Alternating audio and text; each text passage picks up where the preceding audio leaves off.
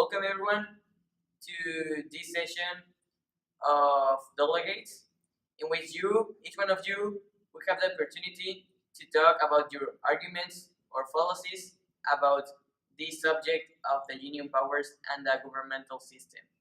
Welcome everyone, and please let us know what you think about this system. My argument is, to find corruption and impunity in Mexico, we must start with education and training of officials.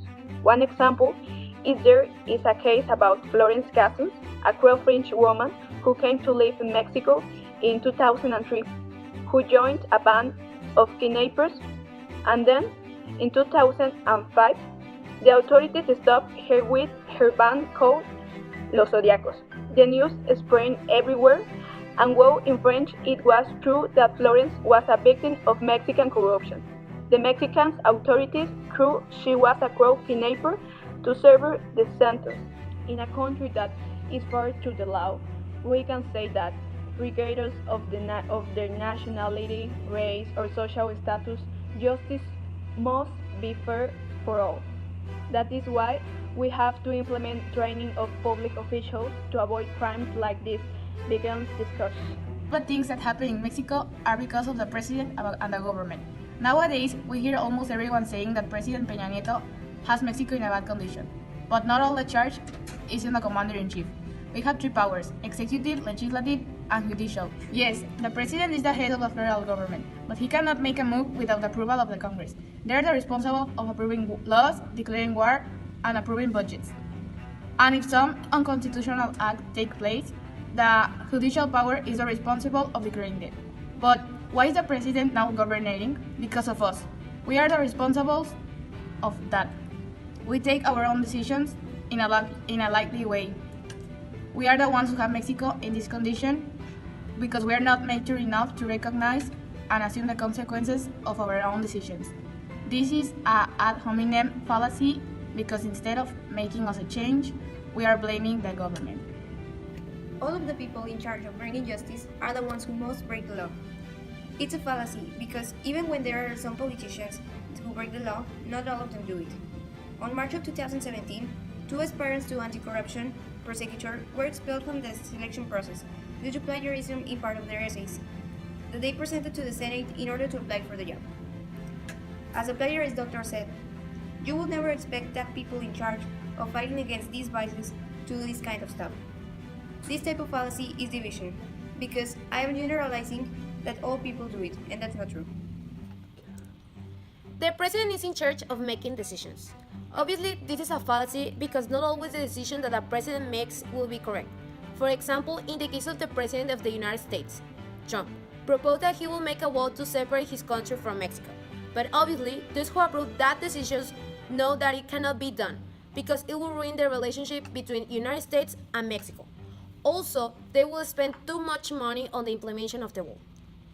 It is also mentioning the application of energy reform by the President Peña Nieto, where in the future we will be severely affected, but will begin to apply after his term, because if not, they will claim him very strongly.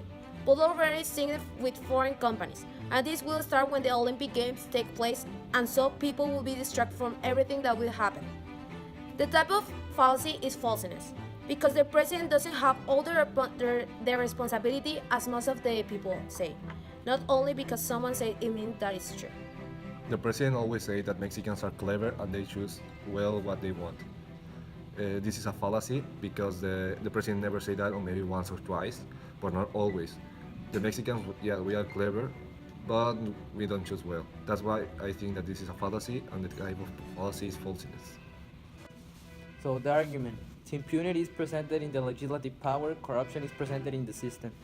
The impunity endorsed by corruption continues to prevail in our country, at least so indicated by two cases of great concern.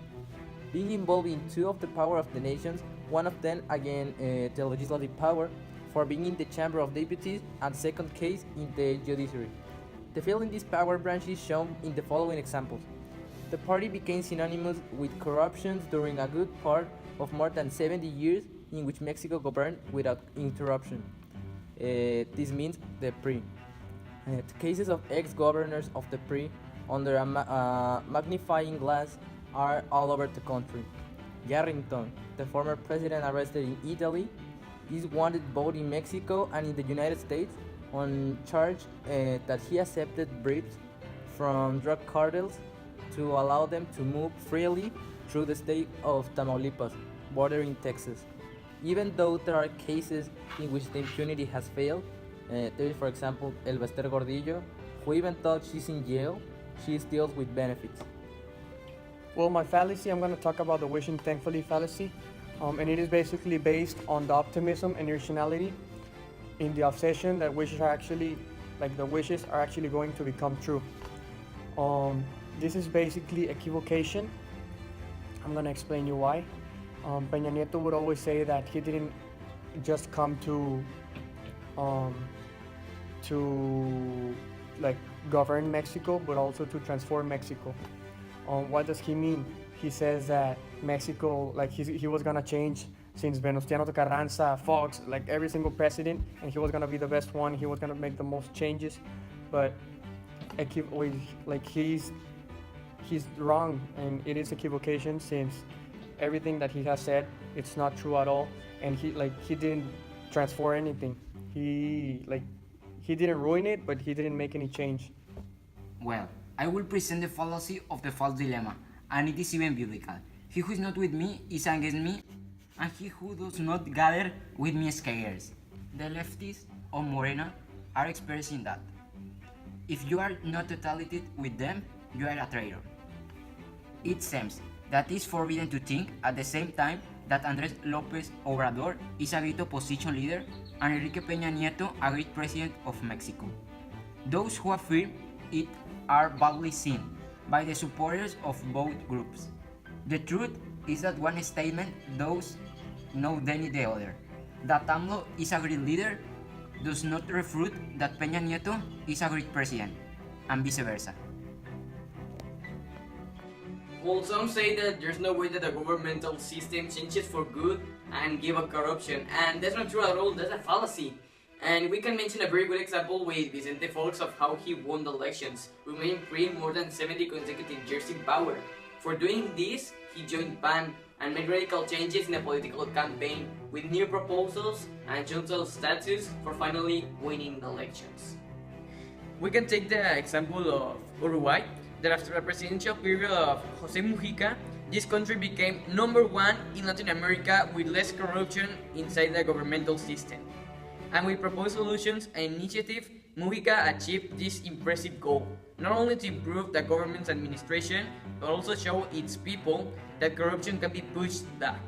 Mexico is very capable of doing that, but the individualistic attitude of the majority of politicians don't let this initiative take place.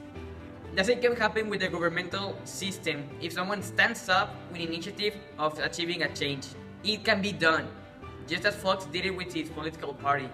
It can only be achieved with persistence and with a wish of making this nation better. In reality, there are some politicians that once that they have power, they really care for the nation's people and for making a change. Even with the corrupted system inside the union powers and still being attacked by those who don't want these changes. It could be a false dilemma because it is said that the corruption will never end, but in reality, is that it can be pushed back. So the dilemma is that it will stay or it can be erased. Well, we have discussed many areas surrounding this topic and determined some good and bad aspects that we as citizens have to do. So now I ask you, what do we do now?